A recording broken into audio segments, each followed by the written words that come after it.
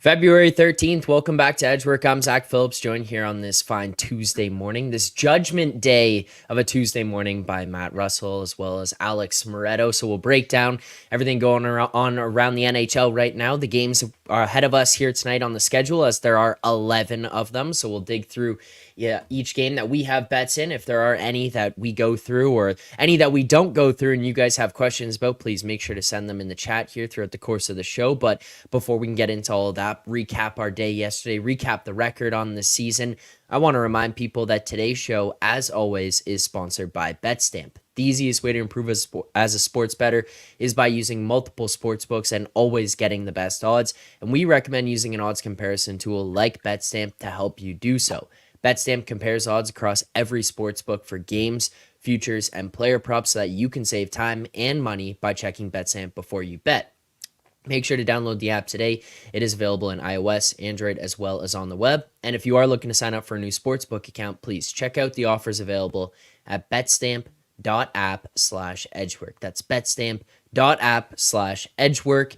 If you head on over to the BetStamp app as well and you go to the Find Better section, you can find us in there as Edgework HQ. You'll notice that yesterday, 3-in-1 day, bringing us to 233, 227, and 5 on the season. That's 465 bets, a 7.1% ROI, and we are up 33 units on the year. So great start to the season. I mean, I guess we're over halfway through here now. So great first half of the year. Now we'll look to close this one out pretty strong, continue to build off of what we have throughout the first half of the season, not waver off here, as well as continue to build on what we did last year. But boys, looking ahead, we got a big day around us here in the NHL. Matt, how's it going this morning?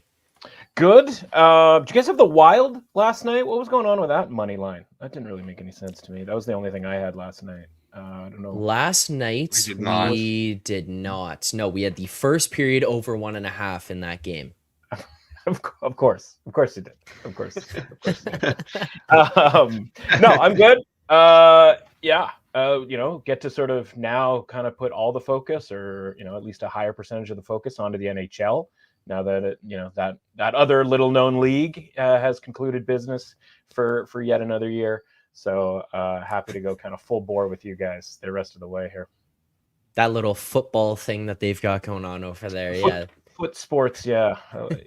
People seem to like. I mean, it's as big as it is. The Forward Progress team had a great season. Not having as great of a season as the Edgework team currently is. So, no, and listen, not to disparage anything they've done, but just saying. And I would never disparage it. I'm looking forward to definitely not. to the Super Bowl stream going to 6 hours next year, so that I might be able to get an invite on. Not that 120 units in the NFL this season is worth joining any sort of live stream, but we'll just keep making money over at the Score. Yeah, I mean, great job by those guys, but yeah, they're not Edgework, and they're certainly not Edgework Tuesdays. I'm all for disparaging, and I will disparage every other show on this network because none of them are Edgework. So there you go. There we go. There we go. Moretto, how's it going for you? Are you excited this morning? You get to read all of Sen's Twitter, Habs Twitter going nuts, waiting for this decision to come out later today.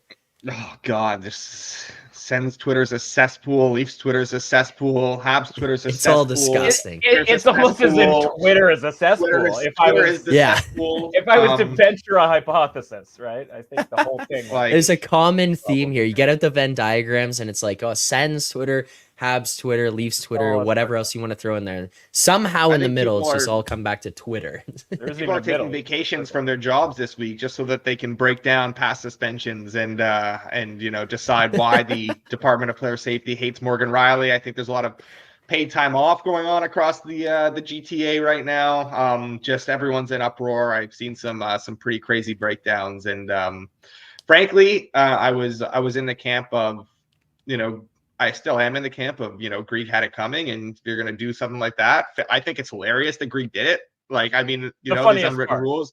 Yeah, like I think it's hilarious. I laugh but at the same every time I see the slap shot. I laugh every single time. Yes, and it's because it's the Leafs, right? If someone does it to the Leafs, I love it. I'm going to die. It's hilarious. But, like, at the same time, I also understand, like, you're going to have something coming now. Like, you're going to get, and I get it, he should get run. That's fine. Someone's going to go after you. You're going to defend your net, your whatever. You can't just, be letting people disrespect you like that and do nothing about it. I completely get it. It's all warranted from both sides. Hilarious. But now seeing the uproar from the Leafs and the fact that this stuff is like, I've seen like, it's like the Supreme Court of Justice on Twitter right now, breaking this past stuff down. And I'm like, you know what? Fuck it. Throw the book at him. Give him 12 games. Just so that I could just see this shitstorm continue, because I'm very much here for it now. Yeah, you and leave off both, man. I like both of you guys, and I have to keep reading both of your tweets, so that, like, going further and further down this path where it started of Moretto being like, oh yeah, like 5 games is much, and now like Moretto's ready to suspend him for the rest of the season. Like I got to just deal with this every day. I'm like, throw the big books at him, all the books, throw the whole bookshelf at him. Well, listen, I think it's worth mentioning. I put out a poll on the weekend, and it was 50-50 on whether Ridley Gregg's shot was a bigger affront to a nation than Archduke Franz Ferdinand being assassinated, which was essentially the start of World War I. Which one was a bigger deal? And it's 50-50 in the poll. So, we're talking about some serious business here when, who's on the allies here, who's on the Central Powers, like, I'll let everybody else kind of figure that out for themselves. Is it a little strange to me that George Peros went to Princeton and Woodrow Wilson also went to Princeton? Yeah, it is a little bit, sort of concerning that those two things are kind of, in conjunction. And while Europe waited for the United States to eventually get involved and, essentially end World War I by their involvement, we're sitting here waiting for another Princeton alumni, George Peros, to get involved and essentially, put an end to this conflict that we have on the cesspool that is Twitter. So, is it World War III? The answer, as always, maybe. Yeah, potentially. I mean, look, there's some things I want to just clarify too, as the person who is the Leafs fan, and you guys have seen messages in the group and stuff about this over the last couple of days. First and foremost, I don't actually think this is a conspiracy against the Leafs. That is more of a joke that I just like to add on, especially with you guys. I don't actually think that. I legitimately just have had a problem with George Peros and the way that he's handled things with everyone in the league, like not Leafs specific, everyone in the league over the last however many years that he's been in there. Bluntly, I think he's a moron in how he's handled a lot of these situations and the suspensions and the fines and whatever. And yet again, it's like, here's another situation where all of a sudden the guy's being called for an in-person hearing where you're sitting there just going like, okay, where is precedent of some of these situations? Or you're pulling up some of these videos and just being like, I'm fine with Morgan Rielly getting the in-person hearing, 5+, fine. But like, for legitimate, the reason of player safety, your department name, Department of Player Safety, where was this on the other ones, right? And it's not about like Morgan Rielly doesn't deserve this and because these other people did. It's just like, these other people did as well. And your dumbass sitting in there is just spinning a wheel and being like, 3 games, okay, sounds good for this one, like, and just move on. Like, there's no consistency here, which makes things hard as a fan or a player in the game to understand what you're going to get when these things happen. As for the incident itself, my thoughts on it would just be, Ridley Gregg, he's allowed to do that. I got no problem with that. Like, I saw Sen's Twitter being like, oh, Leafs fans are up in arms over Ridley Gregg. Like, I don't know, maybe some people on Leafs Twitter are. That's entirely possible. And based on how fucking soft this fan base is, it's very likely that that's what they're doing.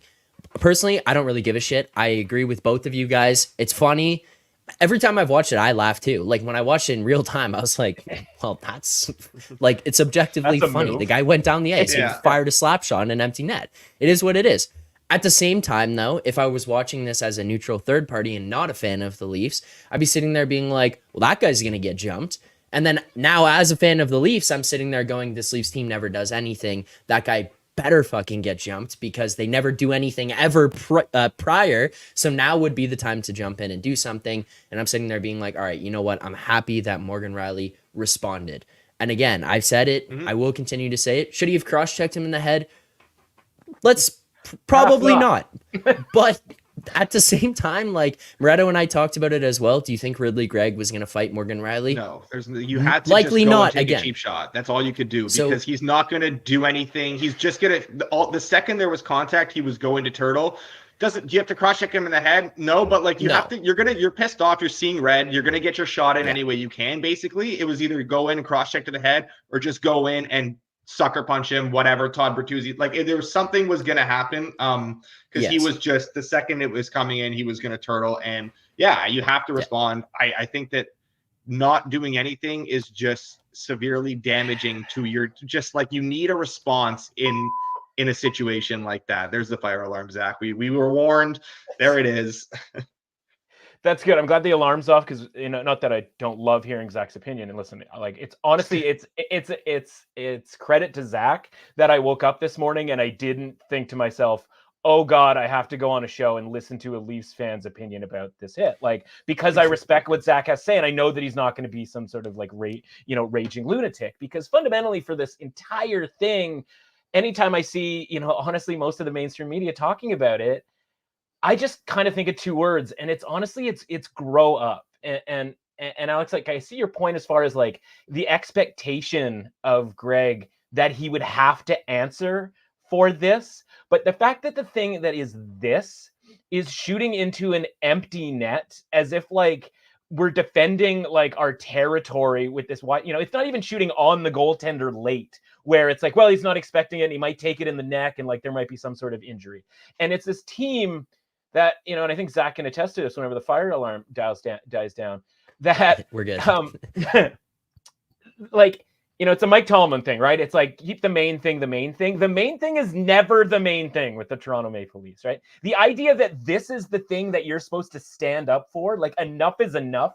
You've taken a slap shot into our empty net. Like now all of a sudden, like we're going to be the tough guys about it. Like the weird thing is everybody's kind of like ragging on the other four guys who didn't like come in instantly. I kind of don't even like blame them, because honestly, if I was on the team, I'd be like, man, our guys getting crazy mad about something that like nobody gets mad about in that kind of way in any other sport. And so the whole concept of retribution for what he did and the idea that he has to like expect some sort of immediate retribution is really, really antiquated, and kind of the whole point of the suspension here, I think, because the suspension, whatever it ends up being, is going to act as a deterrent so that this stuff doesn't happen going forward. And just because it used to happen doesn't mean that it's like part of this code. And people talk about like a code, like I want to blow my head off. Like that's all just such bullshit. Like it doesn't have to be this barbaric attitude, right? Like we don't need to keep doing this over and over and over and over again. Like all these other sports get by just fine without this kind of nonsense. Like, yeah, when a guy like does a windmill dunk at the buzzer to go from, you know, a 5-point lead to a 7-point lead, do we like walk over to him and be like, yo, you're a clown, blah, blah, blah, blah, blah. If you do that with 2 seconds left in a game, yeah, you do, because normally teams are just going to be running the clock out at that point. So I disagree. Hold on, let me finish though. Like you get that. You don't get a guy like grab a stick and come over and like club him with it, right? Like, but there would be, but if someone did that with 2 seconds left in a game, 5 seconds left in it's when you talk about it as just like, yes, a guy shot the puck hard into an empty net, it sounds ridiculous. Of course it sounds ridiculous when you separate it from, but when you think about what that means, it's not just a guy shooting a puck hard into an empty net. It is a deliberate act of disrespect. It's like, fuck you, we beat you, you know, suck on this, and just basically going there and just giving them the double birds. Totally. You're going to respond. And it's not just like someone shooting hard into an empty net. It's, I know you can say what you want about the code and this and that, but like, someone disrespects you on your home ice in front of your whatever face, everything like that. Time in every you're going to respond.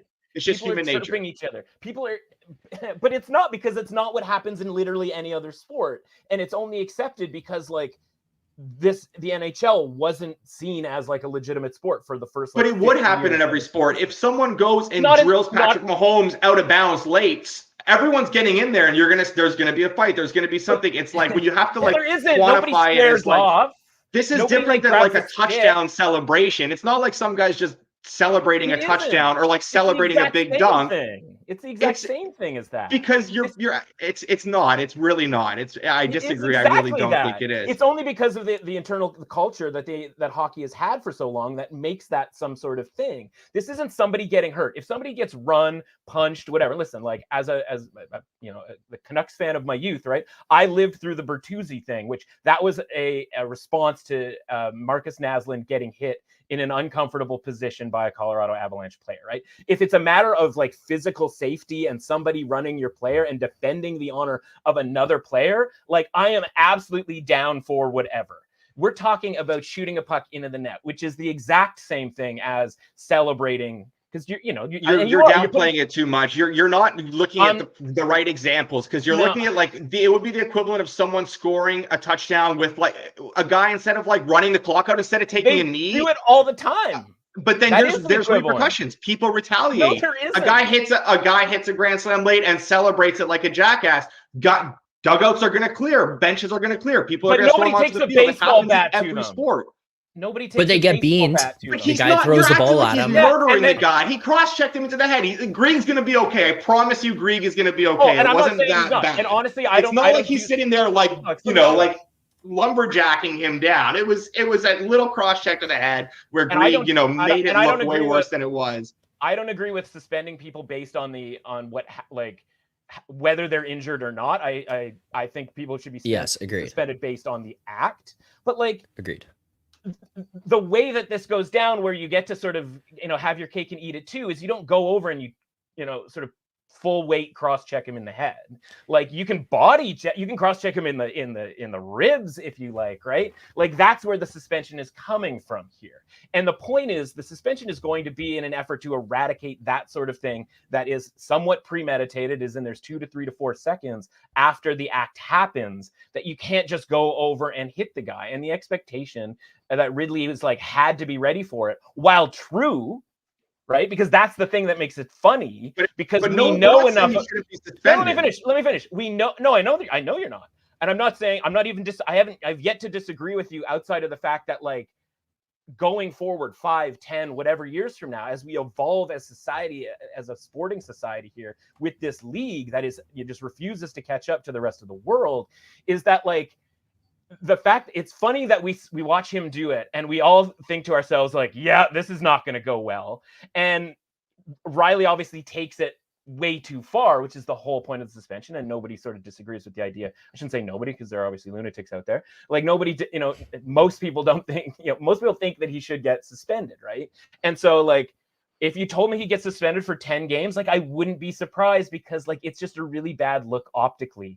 And none of the comparisons, as far as it's not that he got cross-checked in the head, it's the premeditation to it all, right? This isn't the same thing as everybody's battling in front of the net and he gets cross-checked, et cetera, right? All the examples that I've seen so far, do not apply to this situation.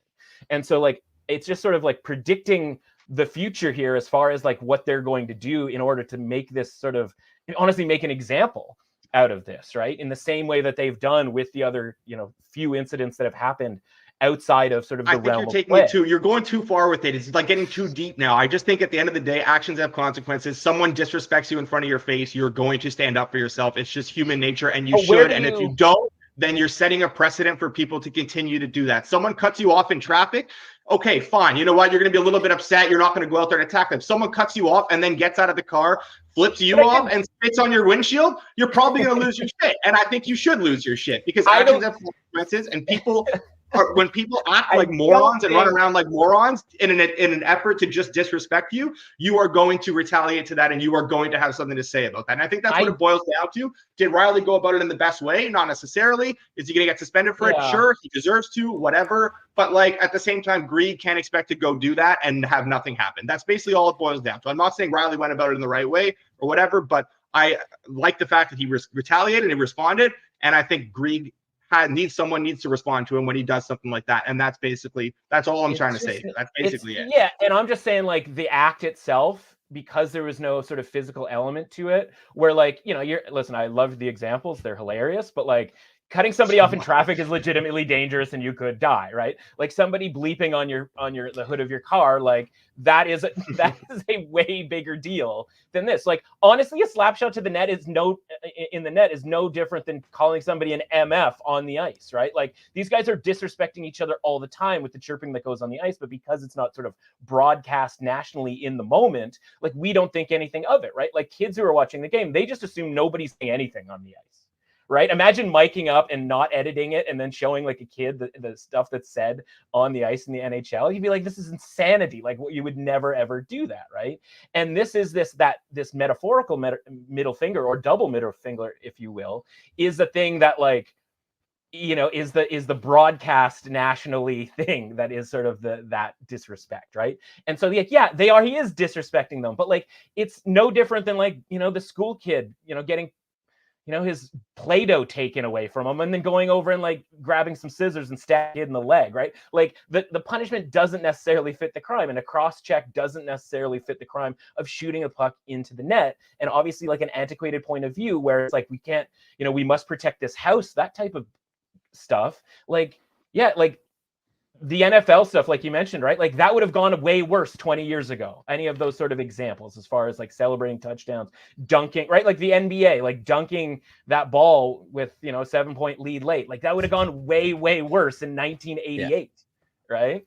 So like, I guess my point is like, are we in 1988 still in the NHL, or have we moved on? Can we catch up to the rest of these leagues, right? And again, if we're talking about a guy getting hit from behind or whatever, like beat the living bleep out of him, man. Like go nuts. Like I think we're forgetting here, like the point here, and what I was mentioning with, you know, for Zack and the Leafs, and the main thing being the main thing, it's like the physical sort of elements where they're supposed to fight back, they don't do. And now they use the example of the guy shooting it in the net to be like, well, that's where it stops. Like, we can't have that. Like, we can be physically dominated all the time and intimidated and such to the point where we lose in the playoffs every spring. But like, if you dare shoot a puck like 20 kilometers harder than we, you know, sort of would like into the net, like that's the final straw. Like that's the fake stuff in all of this, right? I'm not going to argue it anymore. There's no point. And we've beaten it to death. Doesn't matter. I disagree with what you're saying. That's not what it is, but it doesn't make a difference.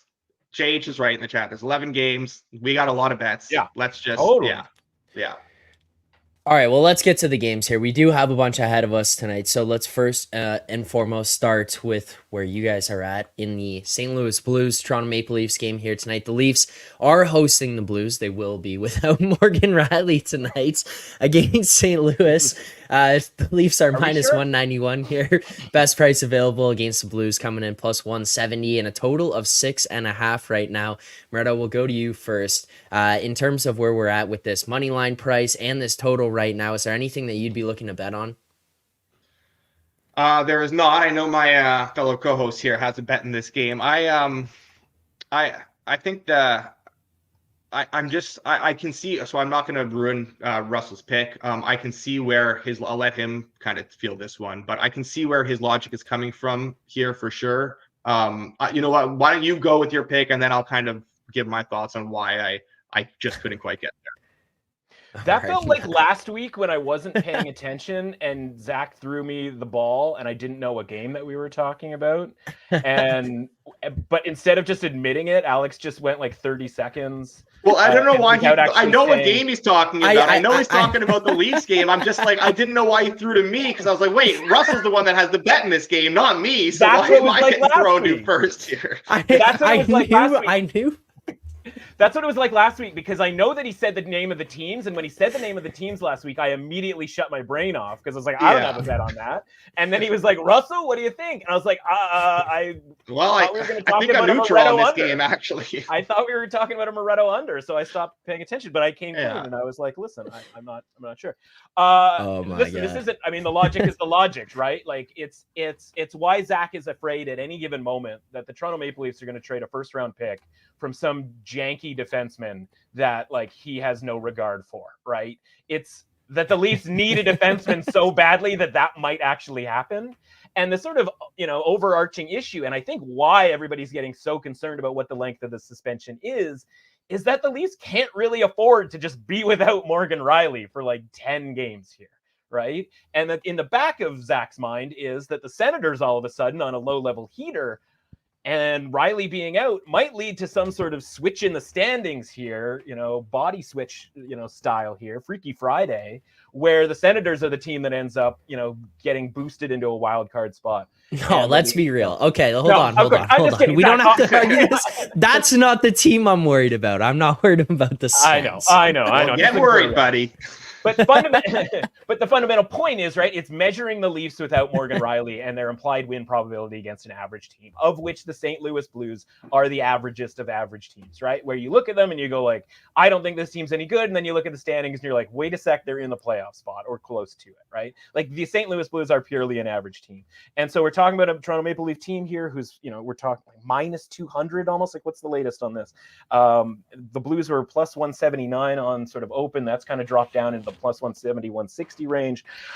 So I'm gonna dock the Leafs essentially a 5% implied win probability for games played against an average team without Morgan Rielly. If I do that, then the Blues at plus 170, and even a little bit better than, or even worse than that, almost really down to plus 150, are going to be a bet for me when he's not in the lineup here. And since he's, got a team of lawyers working around the clock for him to sort of be able to only get suspended for 5 games, I don't believe that he's playing tonight. And therefore, I think this number is just fundamentally wrong. Does it mean the Leafs can't win the game? Of course not, right? Maybe they have taken this leadership from Rielly and it's a boon to the rest of the season. And they, Shoresy never lose again. I doubt that, but I'm just looking from a value perspective. I don't even really think it's a disgusting brother. It's a rare. I was going to say, should we have played the disgusting clip there? I don't think we should have. I think that was fair to not play it. And just sort of, think about it that way, where it's just like, man, plus 170, where like we haven't queued Wamsgans, and Cousin Greg. Yeah, that's where we are with this situation. So, again, it would be Blues or nothing for me here too. So I agree with that. I don't necessarily know that it's been fully adjusted for the percentage points, like win probability, you have to dock them without Morgan Rielly, because especially when you consider that's already like a problem area. They don't necessarily have cluster injuries on the blue line, but they have just a cluster of not good defenders on the blue line. So when you take out one of their only good ones, it obviously it kind of amplifies things a little bit more. That being said, the Blues are just not a team that I am comfortable backing right now. I think that they are kind of dog shit and playing well above what the numbers suggest. I don't think this is a good hockey team, and I do think the other shoe is going to drop at one point. And then you also have to get narrative-y here, and the Leafs are such a stupid team that with Rielly being out, they're just going to go on like a 4 or 5 game win streak. Yeah, totally. And honestly, I want no part of that. So yeah, that's why I'm just kind of staying off this completely. Oh, it's certainly possible, but at minus 180, I'm certainly not going to be interested in it, right? Does anyone know why Rielly's not playing tonight? Just curious. So here's what happened. So yeah, all right. And Austria-Hungary. Okay. First bet locked in there, plus 170 on the St. Louis Blues money line. Again, we'll recap all the picks at the very end. We do have a bunch to get through today, so don't worry. We'll continue to go through those, and we will recap all of them at the end. But you know what? For the sake of comedy here, why don't we go to the other team that had a player involved in the incident that we spent opening the show about? The Sens here hosting the Columbus Blue Jackets tonight. Russell, do you remember in the chat when I asked Zach specifically to start with the Ducks game for us tonight? And here we are 30 minutes into the show. We still have not talked about the Ducks or the Habs. All right, let's go to Columbus. In fairness, nobody really thought that we were ever going to start with the Ducks and the Habs. Or even talk about them at all. Zach teased that up. I'm like, oh, this guy's not even reading my messages, man. Do you want to go to the Ducks game? I would like to go to the Ducks game before the Ducks are favored. I would like to lock in a Ducks bet here. We've already lost like 8 cents of value since the show started. We talked about Morgan Rielly for 25 minutes, and now we're at a point where the Ducks are plus 102 on pity. They keep taking money. Ducks good to plus 100 tonight. Basically, that's just lock that in now, and then we'll get to the reasoning after. But this was I kind of had my eyes on the Ducks or the under here. We're getting Caden Primo in net for Montreal, and basically Montreal is playing garbage hockey, and the only time they're getting wins is when Montembeault is kind of standing on his head. And the Ducks are playing a little bit better right now. Defensively, they've kind of shored things up quite a bit. They're looking actually competent on the back end. Montreal is not looking competent on the back end. Jordan Harris, who's I mean, I'm not going to sit here and say Jordan Harris is worth much to this win probability, but like he has low-key been a pretty good defensive player for this team, and he's obviously out in concussed tonight. We got Caden Primo in net. So yeah, I think this is sort of a hashtag wrong team favored situation. Should be much closer to a pick 'em. I liked it a lot when we were getting plus 115 when Caden Primo was announced as the first guy off. I like it a little bit less at plus 102 here, but there are some plus 110s available, plus 100s available. I would go all the way to plus 100. Obviously, shop around, get the best price you can. I figured out where the disconnect was. The last message that I had read about it said, need goalie confirmation. I didn't see the goalie confirmation message. You said, oh, baby. And then I responded with, I'm betting the Ducks. It's Caden Primo. Just glossed over that one. God, what a morning. Sorry, boys. Well, there you go. Okay, plus 102.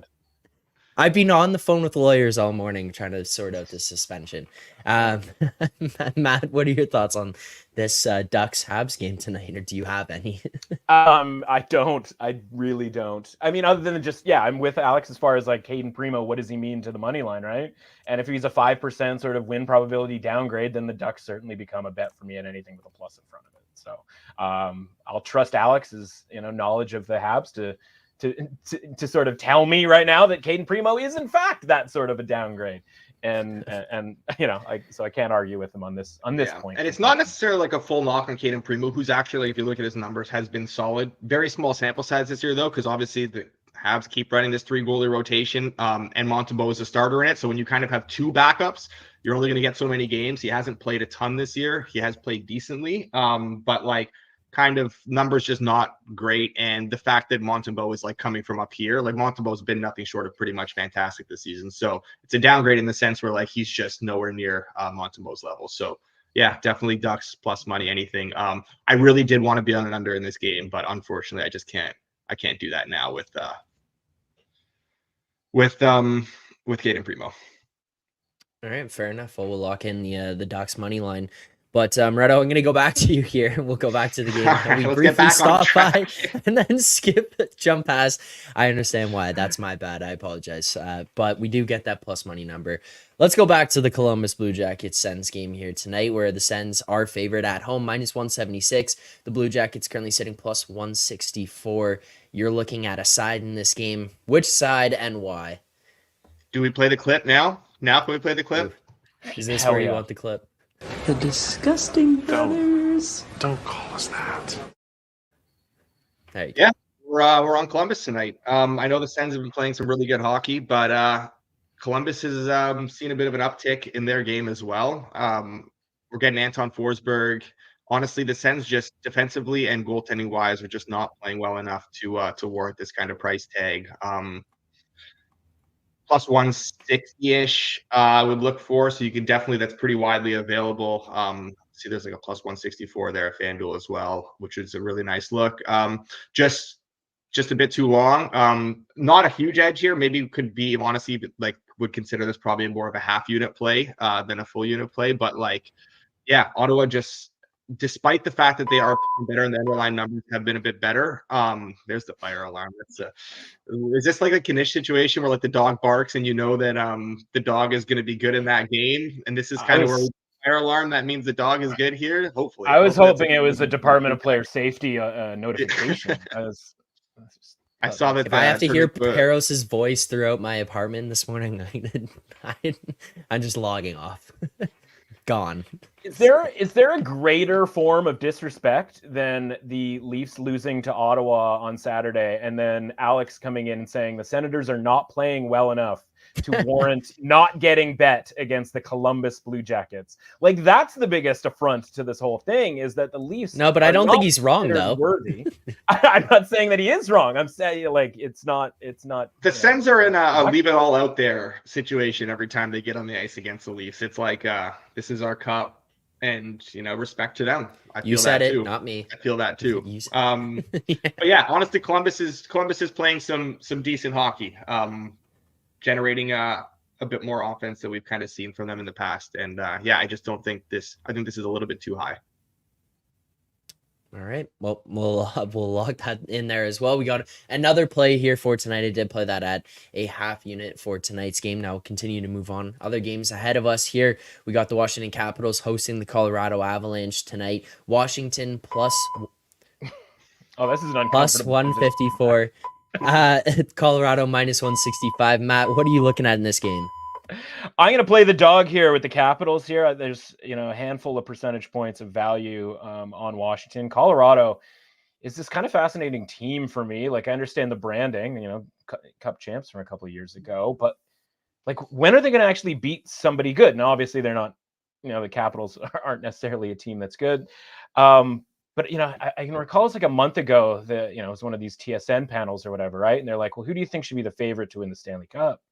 And it was almost like unanimous that it was Colorado. And I was just like, I get maybe one guy kind of chipping in with a lookout for Colorado, but like, are we positive that this team is like unanimous levels above everybody else? And then, of course, basically since then, like, they haven't beaten anybody any good. Now, again, Washington isn't necessarily anybody any good, but like, you're going to be hard pressed to find a team that has lost 4 straight games come into a team that, by the way, Washington's actually playing pretty well. Ovechkin's actually scoring, which when he's scoring, right, like, the Capitals are quite obviously a big, a much better team than when he's not.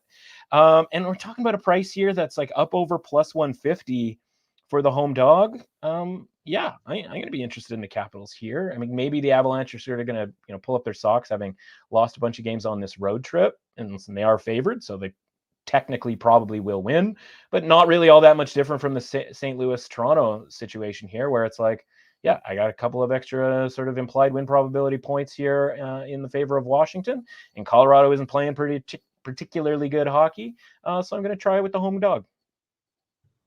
All right, well, we'll lock in the Capitals there, plus 154. Yet another dog here. Play for tonight, so continue to add to our portfolio. And again, we will recap every single bet at the very end of the show. Half units, full units, let you know what prices we got them at, all that kind of stuff. So make sure to stick through all the way to the very end. And if you haven't already, hit that like button here on the channel. Subscribe to the show, subscribe to the channel. We're trying to get to 5,000 subscribers here by playoff time. You guys helped us out get to 2,000. We blew past 2,000, got to 2,500. Why stop there? Why stop there? Why stop at 2,500 when we could just go to 5,000? So 10K. Continue to do that. We have a 10K, honestly. Let's get those numbers up. There's a lot of new content coming to the channel, including different video breakdowns of reactions to trades, injuries, all that kind of stuff, as well as watch-alongs. First watch-along coming this Thursday. We're going to be doing that against, for the Habs game this Thursday night. I'll be doing the one chip challenge on that broadcast, so that should be great as well. And as well, if you guys are interested in having that, make sure to vote in the poll that's up in the chat right now. We did put that up there for people to let us know what your thoughts are on how you want to see the Thursday watch-along. Do you want the full game? Do you want just starting in the third period? And right now, overwhelmingly, 70%, 69, nice percent of voters are saying full game stream. So we'll get that stuff sorted out. Tough break on the poll there. That's a tough break on the poll there. Yeah, rounding error. There's a rounding error in there. If you tune in later today to Edgework, there will be. I think Zach is gonna put out a solo 3-hour reaction video to the Morgan Rielly suspension of him just breaking shit in his room when that's announced that it was like 7 games. Alex, I don't know what you're talking about, man. I cleared my schedule. I just thought we were going on this podcast until the announcement. Until the game? You're just lying. My afternoon's wide open. Like, we're only on game, 3 out of 11? I thought we were sort of stretching this out 6 hours style, like the Super Bowl deal, right? Is that not what we're doing? No, that'll not be happening. Zach's not committed enough. All right. Well, if anybody wants to hang out this afternoon, I'm free. Well, I'll probably will have a reaction video out at some point. And then as well, on top of that, I will be live later today on the Leafs channel reacting to the inevitable loss to the Blues here tonight as minus 200 favorites and the Morgan Rielly suspension. So there will be a lot of that from myself today. So don't worry. Don't worry, there will be plenty of Leafs coverage from We're me. saving suspension predictions for the end of the show, right? To keep everybody hanging in. Yes. Right? Yeah. Okay. Exactly. Got to tease it, Zach. I don't know. And I don't want to tell you how to do your job, Zach. But we got to tease that type of stuff, right, buddy? We got to just keep peppering I'm that in. sure it won't be a discussion point on tomorrow's show either. So with myself, Moretto, and Alber, who also I'm not on that show. disagreed with us. Okay? Yes. They only dust me off Fair. for Tuesdays. So. Yes. All right. We'll continue to move on here. Next game we'll take a look at is the Bruins Tampa Bay Lightning game here tonight in Boston. -151, Tampa +140, and a total of 6 right now. Moretto, how is it that you're approaching this game tonight? Yeah, I kind of wanted to get in on a Tampa bet, but we just couldn't quite get there. And I'm there. I'm with you on that. Yeah, they've taken some money too. Since I was hoping for I was where it was overnight. I was like, oh yeah, I'll be on Tampa, and it just took some money, and it kind of got bet down quite a bit. So just not quite there, but it would be Tampa or nothing for me. But I am on the under in this game, and I think getting plus money at 6 here is a good look. There were some -126.5 that were bought up. But yeah, the plus money 6, I think the plus money 6 a penny, right? Yeah, that's good for me there. Honestly, just neither team really lighting things up offensively, kind of heavily reliant on some power play stuff. Both teams pretty good on the penalty kill, though, which is nice. Bruins second last in NHL in expected goals at 5-on-5 the last few weeks. We've really seen their offense sort of dry up a little bit. And again, small sample size, but you want to be reactionary to this stuff. You don't want to be late to catch up with these trends. Kind of want to see if it's a long season. Teams kind of go through these different periods. So when you start noticing something like that, these things tend to stick around for a little bit. And the way the Bruins right now are generating offense, they're not doing it at a high rate. Lightning, kind of the same thing, bottom 10 as well. They're both bottom half of the league since the start of the year. Last few weeks, we're kind of seeing them play a little bit tighter as well, which is typically around this time of year when it starts to happen. You typically start to see teams, sort of hone their game a little bit, focus on, doing the little things right. We're getting into, serious territory, if you want to, call it that, kind of a little bit of a home stretch, playoff push, seeding push, etc. Last 30 days, both top 10 defensively at 5-on-5 in terms of expected goals and chances allowed. And the offense has sort of dried up. So I don't think we should be getting plus money on these 6s. If you are able to find a reasonably juiced 6.5, which is like -120-ish, -125, I don't think those will pop again. But yeah, plus money 6 is fine by me as well. So got an under bet here. All right, well, grab that under at plus money. The chat, I appreciate the chat. This is a pretty funny comment. 42 minutes later, we finally get an under. Like these guys are just waiting all show for Moretto unders to come in. Like, what the fuck? Where are the unders? All right. Which games do I get to watch and just hate myself for watching? Yeah, just hoping nothing happens. Misery and boring. Can't wait. Could be worse. Well, if you do enjoy the show, you do enjoy the picks, and you are happy that unders have finally been given out, please hit that like button here on the stream. And also, I do apologize to everyone for the alarm. I apologize to Moretto and Matt. I'm sorry, guys. I will not be doing this from here tomorrow if this is supposed to continue on. Like, this is 2 days in a row, and I want to strangle somebody every time I hear it go off. So, like Morgan Rielly, cross-check to the head to the person running this downstairs. That's what I'm going to do on my way out of the building. I missed one of these a month ago for the exact same reason. And I was sick that week, but I was like, well, listen, I'll come on the show and listen to whatever the boys have to say and maybe chip in. And then all of a sudden the fire alarm started going. So you guys recall, it was an hour before the show started. And I was like, I can't as a guest come in and just have it beep in left, right, and center. You're in such a more difficult position than I was. I could just not show up. You kind of need to be here to sort of contain Moretto and I's tomfoolery and nonsense. Yeah. And it's a regular too. There's no oh, I know every 10 minutes it goes or 15 minutes. It's right 45 minutes and then 5 minutes later and then not for 2 hours. So I apologize. It's the George Peros of smoke detector. Yes, it is. Yes, it is. All right, let's go over to the Canucks game here tonight. I want to hop ahead to the Canucks Blackhawks, where the Canucks are coming in -260 on the road against the Blackhawks tonight. So money earlier in the chat was saying just no Chelsea Dagger tonight. Fair enough. If we're gonna look at this game, Matt, I'll let you take it. I know you don't have a bet here, but I'm No. going to go to you first and foremost because these are, along with so money, your Canucks. And for those of the you in the chat who have adopted them, I'm sure they want to hear from some Canucks fans on their thoughts on the team and where they're at heading into this game tonight.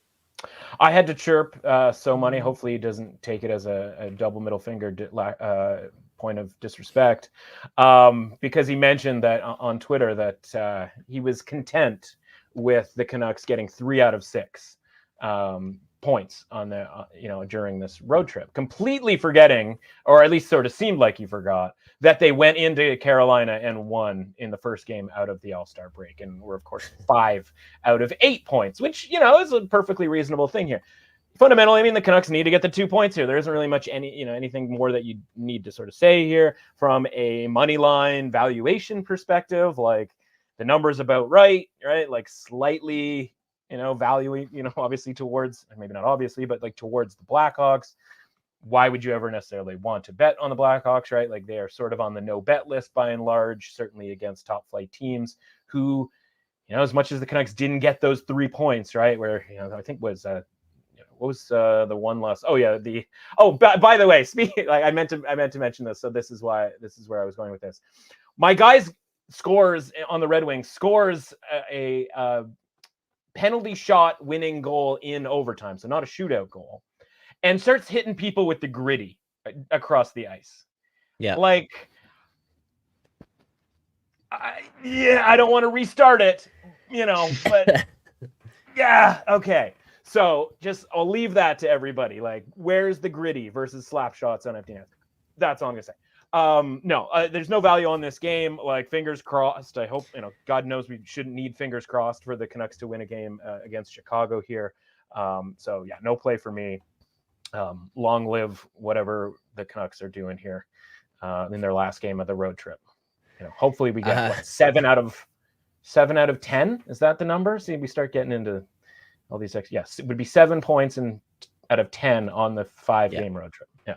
Yeah. That should content so money. That should content so money. Yes.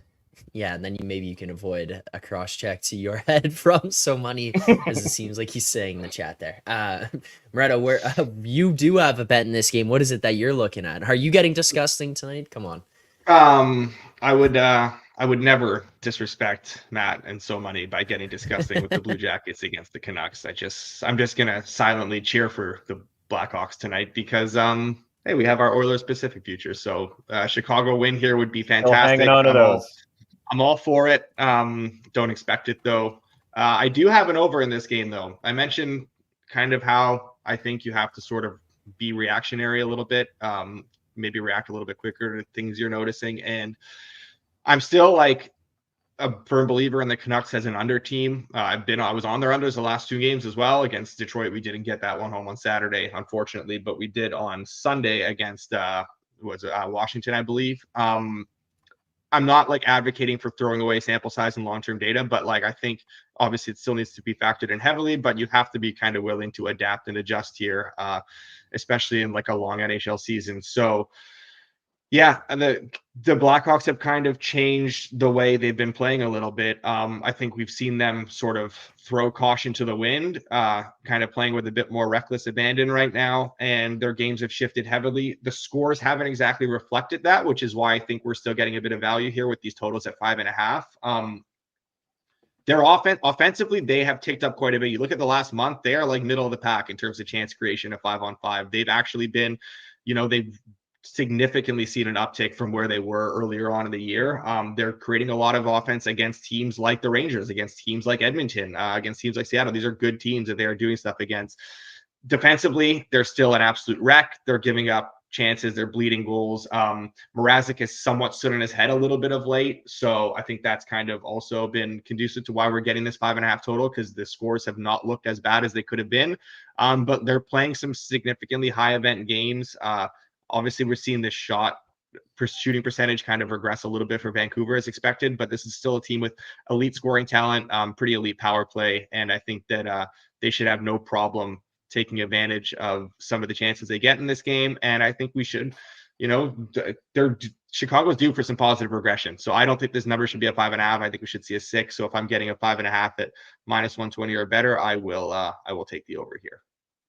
Yeah, I was gonna ask you, like, I feel like we don't need to like be as concerned about this 5.5 because if the Canucks take about 20-25 shots, they're gonna score on 6 of them, like based on percentages. Take 10 this shots, season. no? 10 shots should be enough. Yeah, they should be fine. They should be fine. It's like these guys are shooting free throws out there. They're like 90, 90, 90. That's what these guys' stat line is for this season. So, so good.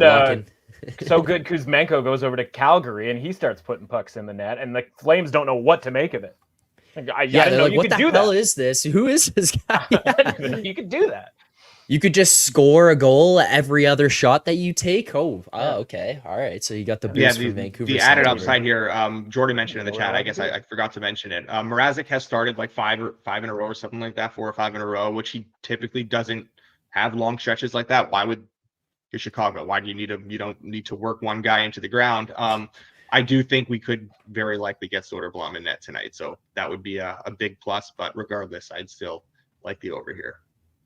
If Soderblom's in, it's a Soder bomb for Alex Moretto. Yeah, Soder big bomb banger. Let's take a look over at one of Moretto's other 30 teams, because obviously we ruled out Vegas and we've ruled out the Leafs. So there's the other ones remaining here. And one of those would be the Nashville Predators. I think they're higher up on the list. The Preds are hosting the Devils here tonight, coming in at minus 123. The Devils on the road, plus 115, a total of 6.5 right now. Mr. Russell, how is it that you're approaching this game tonight? I'm approaching it by betting on Alex's Nashville Predators at kind of anything under minus 130. There's a rogue minus 123 out there. Yeah, that's still in the mix. Yeah. That looks good to me against the Devils team that, like, congrats on the win, last night, by the way, right? Like, home game last night, going on the road game, back to back.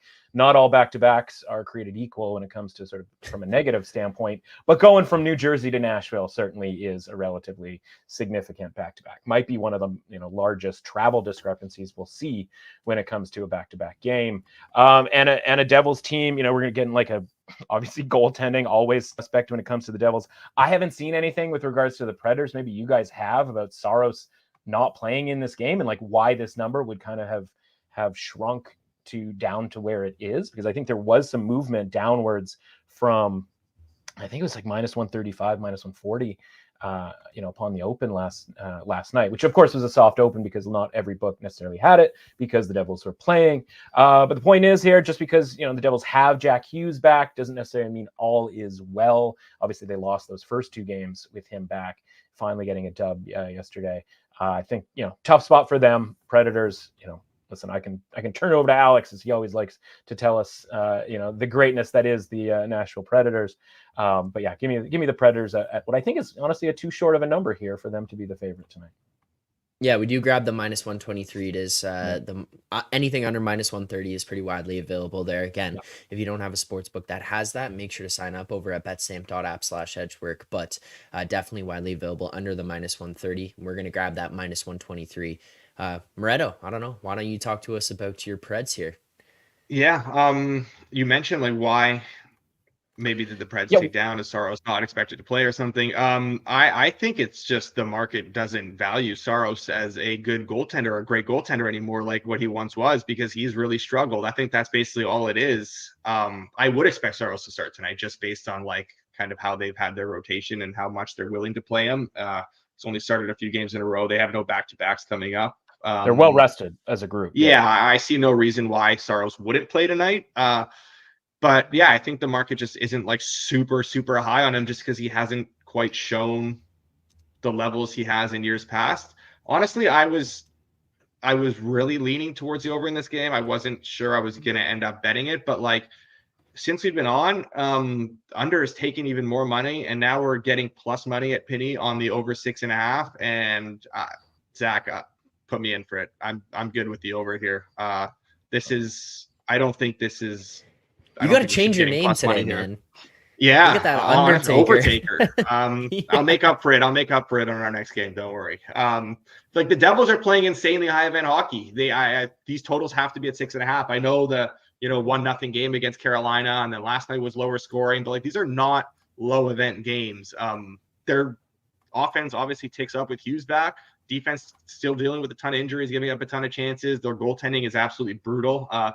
Vanacek sucks. Schmid sucks. Nico Dawes is the only guy with a little bit of a pulse. He started last night, so he won't start tonight. Again, Saros hasn't been playing very good. Nashville offensively has been generating a ton. I think in the last month, they're like top 3 or top 4 offensive team in the NHL. Obviously, the issue with Nashville is always kind of chance conversion. They need to generate a lot to score goals. That's always been a problem for them. I think it's just because they lack sort of the high end talent up front, but that should be less of an issue against a team that cannot buy a save. You have kind of contrasting styles here. A team that needs 50 shots to score 4 goals and a team that, gives up 50 shots and gives up 12 goals a game. In the Devils, I think that this works in Nashville's favor here, where they're not going to need to, or they're at least going to be rewarded a bit more for the offense that they create here. Don't think the Devils will struggle to generate much either, just the way they are with Hughes back in the lineup offensively. So yeah, this should be a very high event game, and I don't see a reason why Saros versus Schmid or Saros versus Vanacek should be enough to deny us those chances turning into goals. So give me the over here at plus money. All right, well, there you go.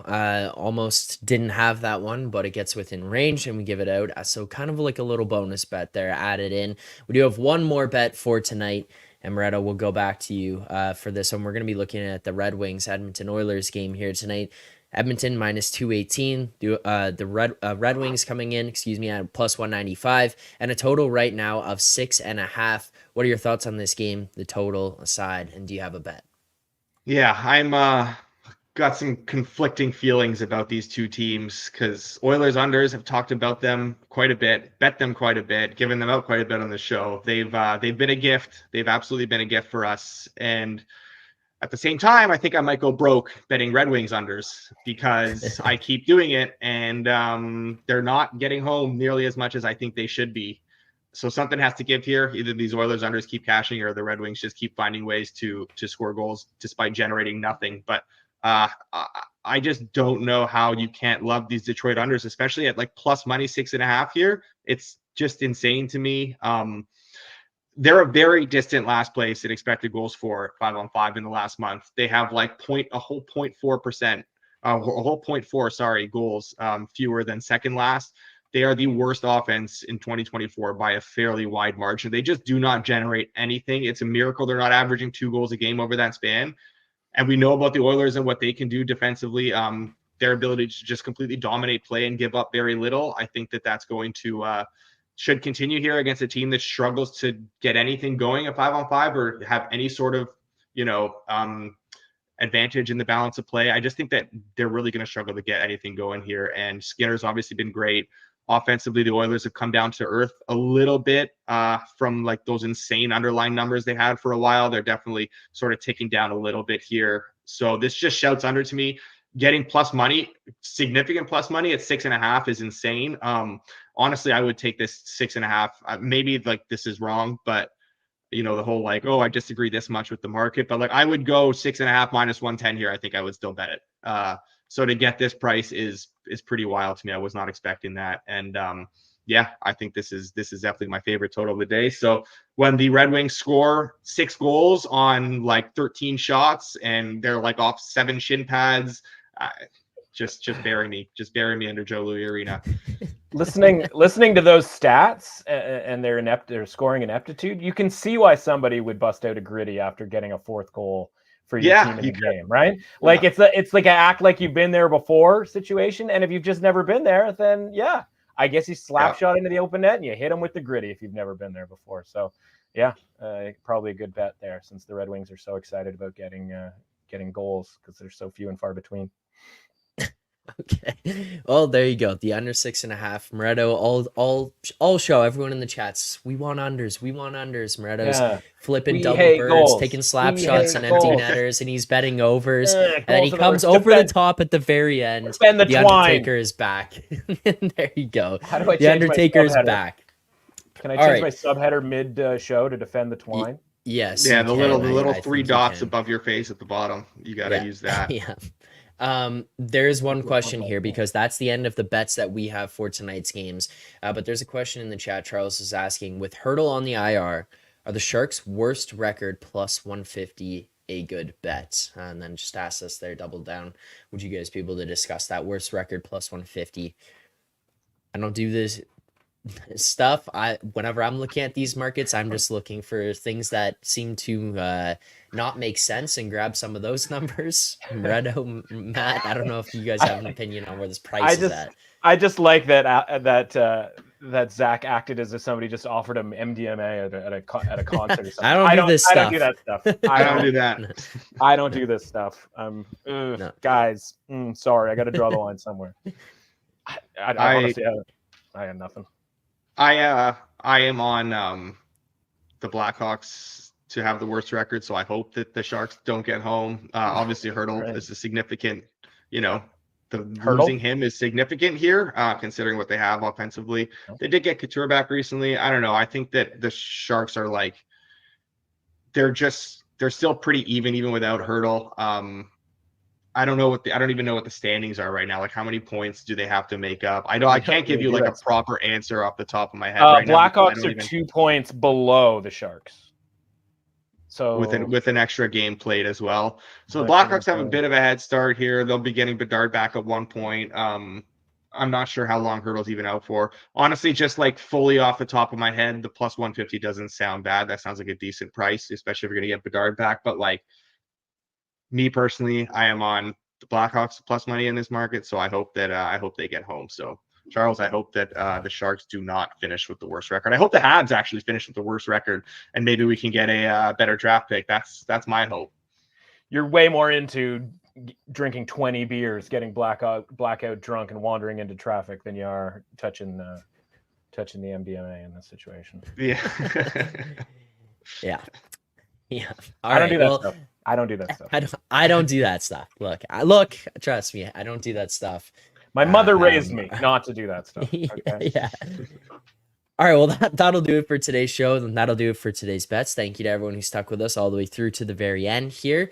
We do have a bunch, so to recap all of these, and again, if you do want to see them, you can head over to the BetStamp app in the Find Better section as Edgework HQ, but nonetheless, we'll still recap them here to close out this show. So we will first and foremost start here in Toronto tonight, where the St. Louis Blues, so we are putting our money on them, money line plus 170, a full unit there. The Anaheim Ducks plus money at plus 102, money line against the Montreal Canadiens plus 102. Washington Capitals money line plus 154 against the Avalanche there, full unit again. The Lightning Bruins under 6 plus 103, another full unit. Columbus Blue Jackets plus 164 money line against the Ottawa Senators. That would be a half unit in that game. Then continuing on a few more, we have the Devils Preds over 6.5 plus 102, another full unit. The Preds money line minus 123, full unit as well. And then last two plays are both full units as well. I realize I've said it for every single one other than one play, so probably should have just clarified that off the top. The Canucks Blackhawks over 5.5 minus 119. And finally, the Red Wings Oilers under 6.5 plus 110. Those are all of our bets for today. Thanks to everyone who tuned in here. Blues now plus 187. Money coming in on the Leafs. Has Rielly been exonerated? His hearing was changed to virtual because apparently New York can't deal with a little bit of snow. This is waiting for the OJ verdict. Yeah. Yeah, we're gonna see Rielly and Shanahan driving down the 401 in a white Bronco later today. The glove didn't fit. Rielly plays tonight. Leafs money coming in minus 211. People are into it. Oh God, I'll just be waiting and getting on Blues best. Oh, predictions. You want to go predictions here? Yeah. Matt, we'll start with you. Oh, I don't want to go first. No, you go. You want to go last. All right, Moretto, then you go first. Prediction, suspension. I predict that no matter what the suspension is, Leafs Twitter loses their shit for no reason collectively. I mean, that's not a prediction. That's just that's a statement of fact. I'll say 5 games. I think I'll say 5 games. We'll say 5 games. I'll go 5 as well. I think Moretto's right. And for the record, finally as well, I'm fine with 5 games if that's what the precedent is going to be set at. This is 5. The next one needs to be 5, or the other incidents need to be weighted evenly according to. If it's a 3, it's a 3. You can't chintz out and give it a 1. If this is a 5, I'm fine with a 5, and I think that's probably where I'm at. Also, I figured out why Leafs money is coming in. Ryan Reeves confirmed in the lineup. There you go. That is tipping things in favor of the Leafs. That makes sense. Matt, what's your prediction for the suspension? By the way, if you're ever on the side of Ryan Reeves, just in general, I think you're probably on the wrong track in life. Okay, so I already get credit for if it's a 5-game suspension, because within seconds of it happening, I wrote into the Edgework chat that Rielly was just added himself a little 5-game suspension, right? So, that's forever on record. Everybody else and your 5-game guesses after me, welcome aboard, but I already get credit for it. For the content, I'm going to guess 9. I think God, I would love it. I would love it for the content. I think they're going to price it like they want to do 10, but they're like, I want 14, man. Give me 14. It's going to be like when something's $9.99. It's like it's really 10, but like we're going to go 9 because there are so few games left in the regular season. My guess is 9, but that's only because I've already stamped 5 as the first bid on Saturday. If 9 games is what's announced, content. Zach's already seeing red. The reaction I will have will act like, I don't know. You subscribe to the channel.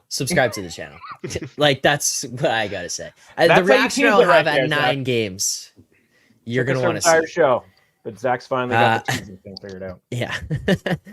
Thanks to everyone who tuned in here today. We do appreciate it. Matt, Alex, thank you guys very much for doing this as always. Thanks for sticking it through the fire alarm. I apologize to everyone. We'll not be doing the show from here.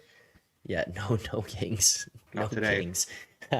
We'll not be doing the show from here tomorrow or rest of the week if this is going to be the case and continuing. So apologies to everyone. But again, thanks for sticking through. We do appreciate it. If you haven't already, hit that like button. Subscribe here to the channel. First watch along coming up Thursday night. Thanks, everyone, for the support here.